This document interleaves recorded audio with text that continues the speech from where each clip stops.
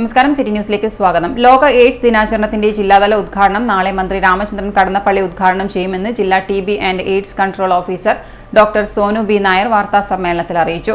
വൈകുന്നേരം 3 മണിക്ക് ടൗൺ സ്ക്വയറിലാണ് ഉദ്ഘാടന സമ്മേളനത്തോടനുബന്ധിച്ചുള്ള പൊതുസമ്മേളനം നടക്കുക. കേരളത്തിൽ കഴിഞ്ഞ വർഷത്തെ അപേക്ഷിച്ച് HIV രോഗികളുടെ എണ്ണം ഈ വർഷം കുറവാണ്. ജില്ലയിൽ മാത്രം 20% രോഗികൾ കുറവുണ്ട്. ഇതര സംസ്ഥാനങ്ങളിൽ നിന്നുള്ള ആളുകൾ കേരളത്തിൽ കൂടുതലായി എത്തുന്നതാണ് HIV വ്യാപനം വർദ്ധിപ്പിക്കുന്നതെന്ന് ഡോക്ടർ പറഞ്ഞു. നാളെ മുതൽ ഡിസംബർ 2 വരെ ജില്ലയിലെ വിവിധ കേന്ദ്രങ്ങളിൽ സെമിനാറുകൾ, മത്സരങ്ങൾ, ക്യാമ്പയിൻ, ദീപം തെളിയിക്കൽ, ടെസ്റ്റിംഗ് ക്യാമ്പുകൾ എന്നിവ സംഘടിപ്പിച്ചിട്ടുണ്ട്. ഡിസംബർ 1-നാണ് ലോക എയ്ഡ്സ് ദിനം.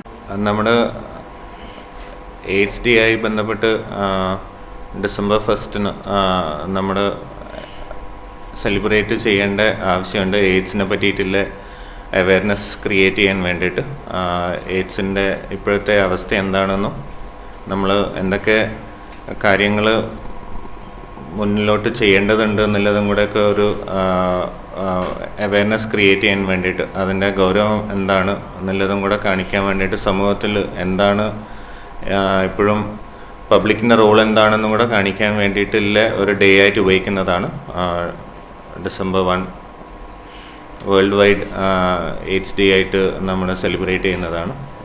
അപ്പോൾ അതിൻ്റെ ഭാഗമായിട്ട് നമ്മുടെ ഹെൽത്ത് ഡിപ്പാർട്ട്മെൻറ്റും ആക്ടിവിറ്റീസ് ചെയ്യുന്നുണ്ട്. This is one of the programme. ഒരു പ്രസ് മീറ്റ് കണ്ടക്ട് ചെയ്യണം.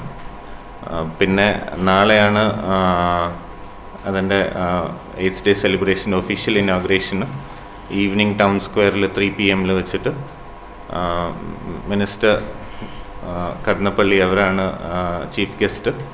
വാർത്താ സമ്മേളനത്തിൽ media officer T. Sudheesh, PV Sunil, P. Akshaya, Y. Abdul Jamar എന്നിവരും പങ്കെടുത്തു.